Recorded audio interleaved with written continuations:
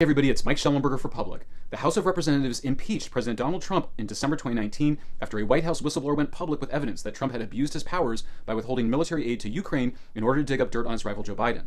In the complaint, the whistleblower claimed to have heard from White House staff that Trump had, on a phone call, directed Ukrainian President Vladimir Zelensky to work with his personal attorney at the time, Rudy Giuliani, to investigate Joe Biden and Hunter Biden. The whistleblower who triggered the impeachment was a CIA analyst who was first brought into the White House by the Obama administration. Reporting by Dropsite News last year revealed that the CIA analyst had relied on reporting by a supposedly independent investigative news organization called the Organized Crime and Corruption Reporting Project, or the OCCRP, which appears to have effectively operated as an arm of the United States Agency for International Development, USAID, which President Trump has just shut down. The CIA whistleblower complaint cited a long report by OCCRP 4 times. The OCCRP report alleged that 2 Soviet-born Florida businessmen were key hidden actors behind a plan by Trump to investigate the Bidens. Those 2 businessmen connected Giuliani to 2 former Ukrainian prosecutors, according to OCCRP. The OCCRP story was crucial to the House Democrats' impeachment claim, which is that Trump dispatched Giuliani as part of a coordinated effort to pressure a foreign country to interfere in the 2020 presidential election, which is why the whistleblower cited it 4 separate times. In a 2024 documentary that the German television broadcaster NDR made about OCCRP's dependence on the U.S. government, a USAID official confirmed that USAID approves OCCRP's annual work plan and approves of new hires of key personnel. NDR had initiated and carried out the investigation with a French investigative news organization called Mediapart, an Italian news group called Il Fatto Quotidiano, Reporters United in Greece, and Dropsite News in the United States. However, according to a Mediapart story published the same day as the Dropsite News article, NDR censored the broadcast after U.S. journalist Drew Sullivan, the co-founder and head of OCCRP, placed pressure on the NDR management and made false accusations against the broadcaster's own journalists who had been involved in the project. On December 16th, Dropsite's Ryan Grimm posted a link on X to the 26-minute-long documentary.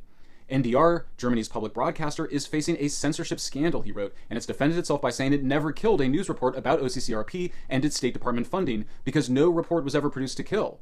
That was absurd, wrote Grimm, and dozens, maybe hundreds of journalists knew it to be false, and now, of course, someone has leaked it. The Dropsite journalistic collaboration revealed that OCCRP's original funding came from the Bureau of International Narcotics and Law Enforcement Affairs of the United States State Department, and it quotes a USAID official who says, He was just nervous about being linked with law enforcement. Yeah, but why? You know, because sources maybe, right? If people that are going to give you information think, oh, you're just an arm of, you're just a cop, right? I mean, maybe it's a problem.